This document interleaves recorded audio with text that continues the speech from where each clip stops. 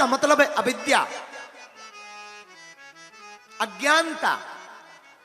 पूतना का वध भगवान ने कितने दिन में किया? जब 108 दिन के थे तब। पूतना बाल घातनी, ये बाल घातनी पूतना आई क्यों? कंसेन प्रहिता घोरा पूतना बाल घातनी, इसलिए आई क्योंकि राजा कंस ने कहा सुनो, ब्रज में जितने भी नव जन्मित शिशु हैं सबको जाकर मार डालो।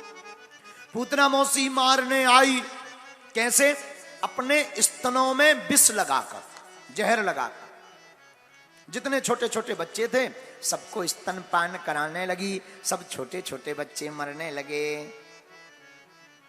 अब पूतना मौसी गोकुल में भी आई, उसने सुना यहां नंद बाबा के घर पर नन्हा सा छोरा भया है, सुनकर के आई।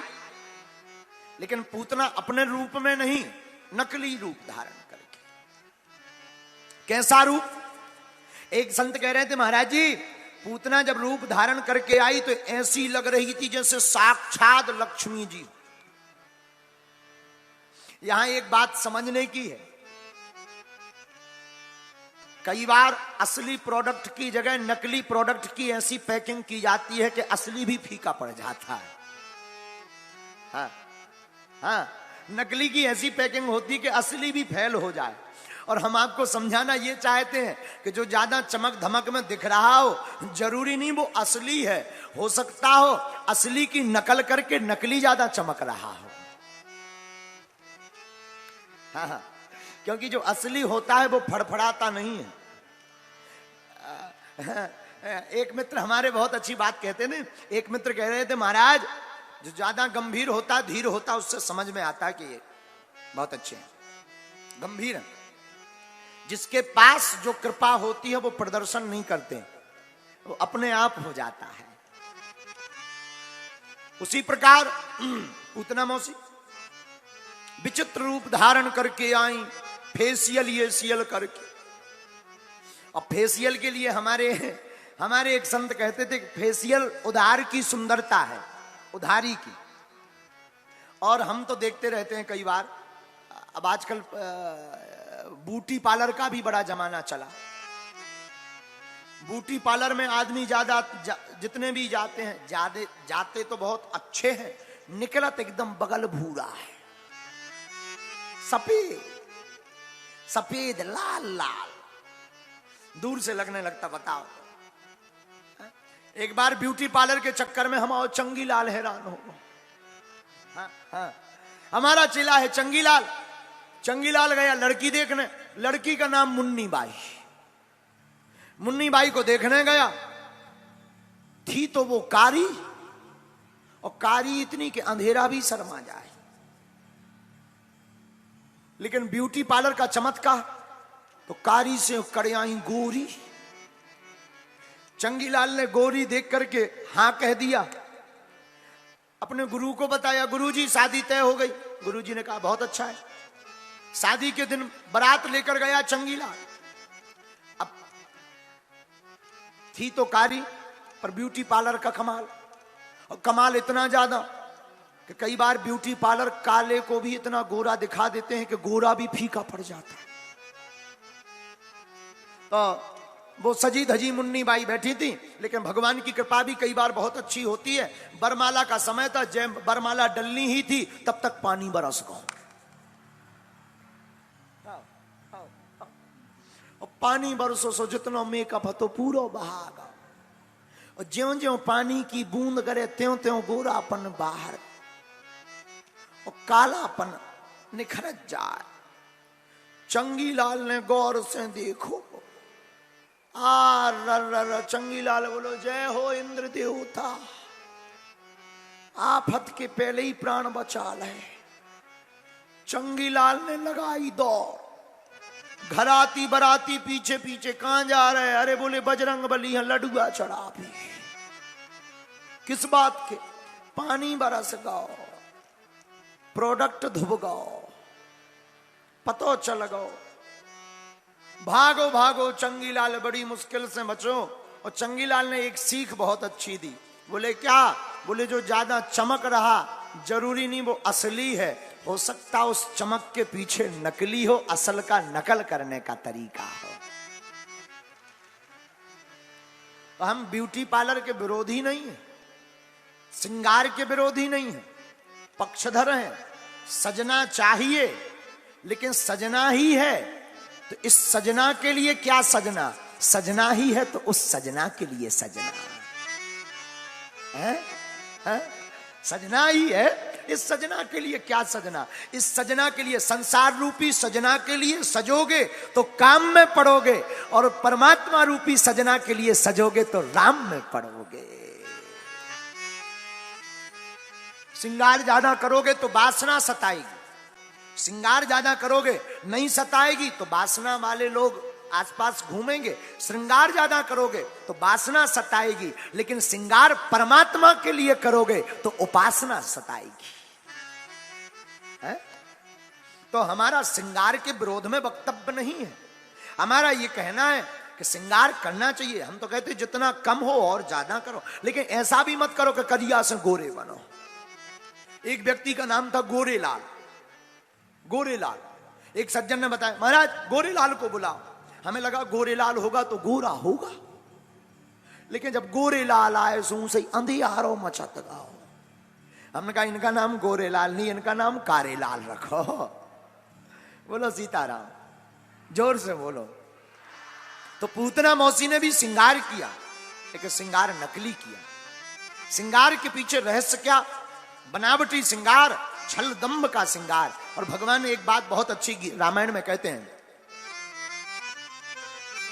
निर्मल मन जन सो मोहि पावा, निर्मल मन जन सो मोहि पावा, निर्मल मन जन सो मोहि पावा, निर्मल मन जन सो मोहि पावा, मोहि कपट छल चित्र न भावा, मोहि कपट छल चित्र न भावा, मोहि कपट छल चित्र न भावा, मोहि कपट छल चित्र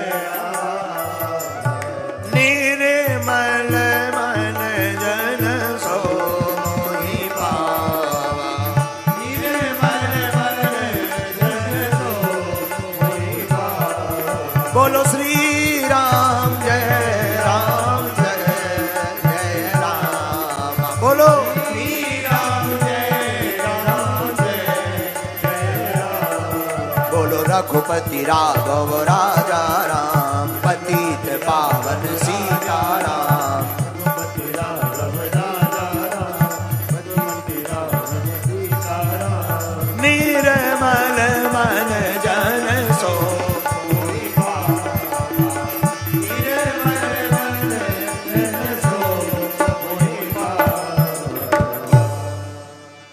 भगवान को वही प्रिय है जिसका मन निर्मल है, मन बचपन का जिसका हो।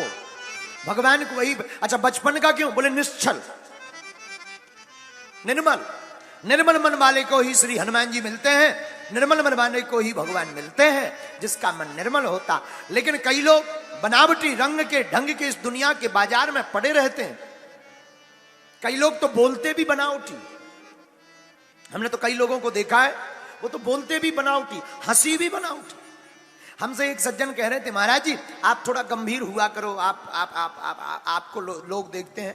हमने कहा देखो भाई, हम जैसे हैं हम वैसे ही रहते, हम सुधार नहीं पाते और हो ही नहीं पाता, अभिनय हमसे होता नहीं, हम जो हैं सो हैं, बाकी हनुमान जी जाने। बोले क्यों? हमने कहा कि बनावटी ढंग में 2 से 3 घंटा बाद दिमाग पे बोझ पड़ जाता है, लेकिन जो है वैसे जिंदगी भर बने रहो, कोई बोझ नहीं लगता है। एक बात और, झूठ को याद करना पड़ता है। जैसे तुमसे पूछो कितने पुत्र हैं, अगर तुम्हें झूठ बता दिए 3 हैं 2, तो तुम्हें याद करना पड़ेगा कि अमुक व्यक्ति को झूठ बोला था 3 बताए थे। तो तुम्हें याद करना पड़ेगा, लेकिन सत्य को याद की आवश्यकता नहीं है। सत्य जो होता है कितने दो, कोई जल्दी में भी पूछे कितने दो, सोच तुरंत मुंह से निकल आता है। उसी प्रकार असली और नकली है। नकली बनावटी आप रूप बनाओगे तो आपको संभलना पड़ेगा, लेकिन अगर असलियत में जिंदगी जियोगे तो आपको नहीं संभलना पड़ेगा, अगल बगल वालों को आपसे संभलना पड़ेगा। यही पूतना मौसी। कंसेन प्रहिता घोरा पूतना बाल घातिनी। पूतना मौसी रूप धारण करके आई जसोदा मैया के पास। अरे बहन राम राम। हाँ जी राम राम राम राम राम राम। अरे बहन मैंने सुनो जा उम्र में भी तेरे घर पे छोरा है गो। हाँ बहन भगवान की कृपा। पर यशोदा मैया बोली मैंने तो पहचानो ना है बहन। अरे मोए ना है पहचानो, मैं तेरे दूर की रिश्तेदार नहीं लागू। हे भगवान, रिश्तेदार नहीं लागे तो आज तक तो ना है दिखानी तू, ना शादी में दिखानी, ना कोई त्योहार पे दिखानी, आज रिश्तेदार नहीं बन के आए गई। अरे बहन मैं क्या बताऊं, मैं बड़ी दूर रहूं, शादी के समय आ नहीं पाई, मोए क्षमा करो। आज जब मोए पतो लगो कि तुम्हारे घर पे छोरा है गो, सोई में बधाई देने को आ गई हूं। अच्छा आज बाबा आओ आओ बैठो। लाला कहाँ है? जसोदा मैया बोली वो तो अभी पल्ला में सो रहा है, अभी मत जाना, अभी मत परेशान करना। हाँ तू चिंता मत कर बहन। ऐसा माया का चक्कर चलाया पूतना मौसी ने, जसोदा मैया को व्यस्त कर दिया। और भगवान कृष्ण जिस पल्ले में सो रहे थे, भगवान के पास पूतना मौसी आई। भगवान पहले तो जाग रहे थे, परंतु पूतना मौसी को आते देख भगवान ने अपनी आंखें बंद कर ली। क्योंकि आंखें क्यों बंद की? कारण सुनो विद्वान लोग। पहला कारण, भगवान ने सोचा पूतना मौसी है अविद्या, और लोग हमको कहते हैं आप विद्या के भंडार, हमारे सामने अविद्या टिकेगी नहीं, क्योंकि हम अविद्या का नाश कर देंगे। पूतना मौसी का पोल खुल जाएगी, असली रूप में आ जाएगी, मैया डर जाएगी। सोई भगवान ने अपनी आंखें बंद कर ली। दूसरा कारण सुनो, भगवान ने सोचा हम आए तो है माखन मिश्री खाने, लेकिन पूतना मौसी जी जहर पिला रही। अब जहर पीने का अनुभव तो हमें है नहीं है, जहर पीने का अनुभव तो भोले बाबा को है। क्यों ना नेत्र बंद करके शंकर जी का ध्यान कर लिया जाए। सोई भगवान ने अपनी आंखें बंद कर ली। अथवा तीसरा कारण, भगवान ने आंखें क्यों बंद की? तीसरा कारण सुनो। भगवान ने सोचा लोग कहते हैं कि हमारी आंखों में जादू है, और सच बात है, गीतकार भी कहते हैं और भागवत भी कहती है कि भगवान की आंखों में जादू है। और एक गीत तो बहुत अच्छा है, जादू भरी तेरी अखियां जिधर है। तो लोग कहते हैं कि भगवान की आंखों में जादू है।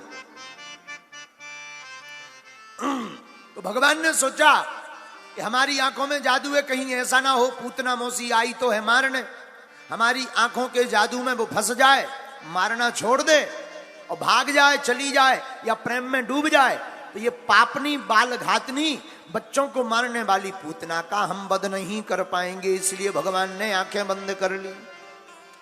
चौथा कारण सुनो, भगवान ने आंखें क्यों बंद की? भगवान ने सोचा राम अवतार में आए थे तब भी एक स्त्री का वध करके श्री गणेश किया था, चाची ताण का। कृष्ण अवतार लेकर आए तब भी एक स्त्री का वध करके श्री गणेश करना है, मौसी पूतना। इसलिए भगवान ने सोचा चलो जरा मंगलाचरण कर लिया जाए, इसलिए भगवान ने अपनी आंखें बंद कर ली। पांचवा कारण सुनो, पांचवा कारण क्या है? पांचवा कारण भगवान के नेत्र बंद करने का एक ये भी है। भगवान का नाम है मायापति। पूतना मौसी जो रूप धारण करके आई वो माया का।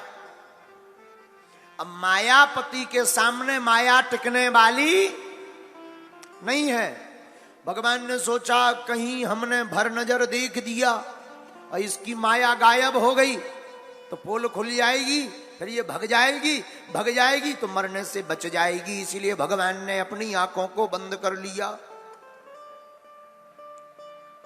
छठवां कारण सुनो। भगवान ने सोचा, हमने सुना है कि हमारी नजर जिसके ऊपर पड़ती है उसके पाप नष्ट हो जाते हैं। बात सही भी है, भगवान की दृष्टि जिस पे पड़े फिर वो पापी थोड़ी रहेगा। रामायण भी इस बात की पुष्टि करती। निर्मल मन जन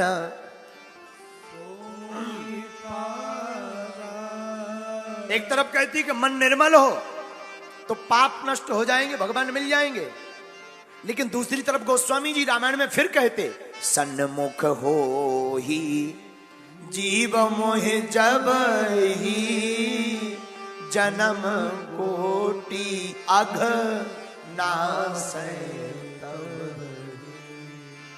सामने कोई भी जीव पड़ जाए सोई उसके सब पाप नष्ट हो जाते हैं। भगवान ने इसलिए अपने नेत्र बंद कर लिए। पूतना मौसी ने भगवान को गोद में लिया, लगी खिलाने और अपना स्तनपान कराने लगी। भगवान स्तनपान करते करते दूध पीते पीते पूतना मौसी के प्राणों को खींचने लगी। सोई पूतना मौसी चिल्लाने लगी, ना पूत छोड़ दे छोड़ दे छोड़ दे।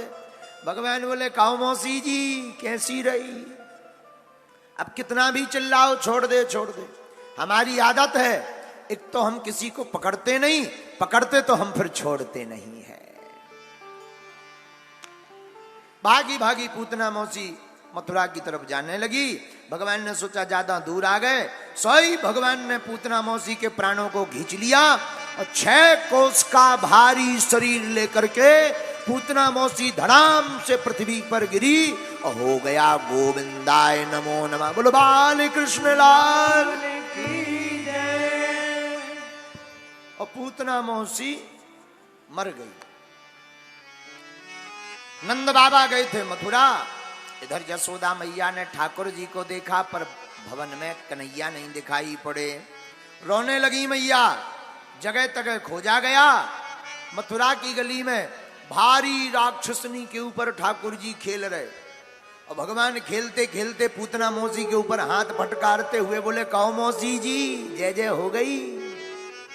आनंद ले रहे। आहा, इधर यशोदा मैया ने देखा कि लाला तो कहीं है ही नहीं, परेशान हो गई मैया। सर्वत्र देखा, भगवान नहीं दिखाई पड़े, ठाकुर जी नहीं दिखाई पड़े। सोई यशोदा मैया रोने लगी। सब गोपियां आ गई, हरी मैया का है गो, काय को रो रही बड़ी जोर जोर से। का बताऊं बहनों, मैंने अबे हाल अपनी लाला को पल्ले में पोड़ाव हतो सुबाव हतो। एक देवी जी आई, बा के बाद लाला को पतो ही नहीं कहां गो। छोटे छोटे छोरा भागते भागते आए, मैया मैं बताऊं कहां है। हाँ, वहां भारी बड़े शरीर के ऊपर कन्हैया खेल रहे हैं ठाकुर जी। सब भागी भागी गए। भगवान पहले तो खेल रहे थे, लेकिन माता जी को आता देखा, सोई भगवान रोने लगी। माता जी ने गोद में उठा लिया, गोद में उठाया। हे नारायण भगवान रक्षा करो हमारे बालक की, हे गौ माता रक्षा करो, हे नारायण भगवान चक्र सुदर्शनधारी रक्षा करो।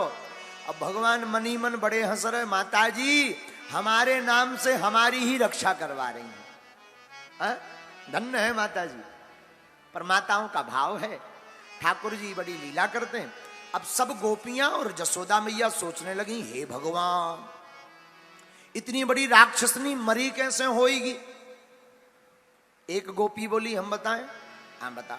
छोटे छोटे छोरा बोले नहीं हम बता रहे। हाँ बताओ, तुम बताओ कैसे मरी होगी। मैया ये अपने लाला को लेकर जा रही होगी मथुरा लेकर जा रही होगी। जाके पांव में लग गो होएगो उचट्टा और पत्थर लगने के कारण धड़ाम से गिर के मर गई राण पूतना। हाँ ऐसे मरी होएगी। सोही जसोदा मैया कान पकड़ के बोली, अरे है इतनी बड़ी राक्षसनी कहूं उचट्टा भरते मरे, भाग जा। अब सबके मन में विस्मय है कि मरी कैसे होएगी। इतने में नंद बाबा आ गए मथुरा से। महाराज आप ठीक आ गए, देखो तो भारी बड़ी राक्षसनी मर गई, पता नहीं कैसे मर गई। सोई नंद बाबा बोले जय हो हनुमान जी महाराज। बोले क्यों? बोले हमको मथुरा में ही पता लग गया था कि हमारे लाला के ऊपर काऊ संकट आने वालों है, और ये बात वसुदेव जी ने हमको बता दी थी। और जहां उन्होंने बताई कि हमारे छोरा के ऊपर एक संकट आने वाला है, सोई हमने हनुमान जी के नाम का जाप करना शुरू कर दिया। और धन्य है हनुमान जी। अब हम बता रहे भैया ये हमारे छोरा को लेकर जा रही होगी कहीं दूर, हमने किया हनुमान जी के नाम का जाप, हनुमान जी को नहीं देखा गया, एक मुक्का बना करके रगड़ दिया सो मर गई राण पूतना। सब बोले हाँ भैया ऐसे मरी होएगी, जय हो जय हो, सब जय जयकार करने लगे। पूतना मौसी को जलाया गया। महाराज जलाया तो क्या लीला हुई, आहा हा।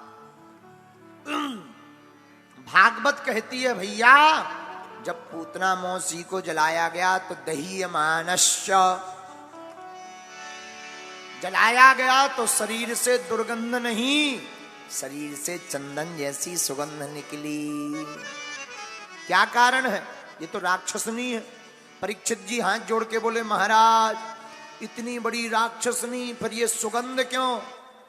तो सुखदेव जी बोले राजन थी तो राक्षसनी, लेकिन गोविंद जिसको स्पर्श कर ले तो वो भी पतित भी पावन हो जाता है। यही तो भगवान का स्वभाव है। भगवान जिसको स्पर्श कर ले भला वो पापी रहेगा? बिल्कुल नहीं, वो भी तो फिर भक्त बन जाता है।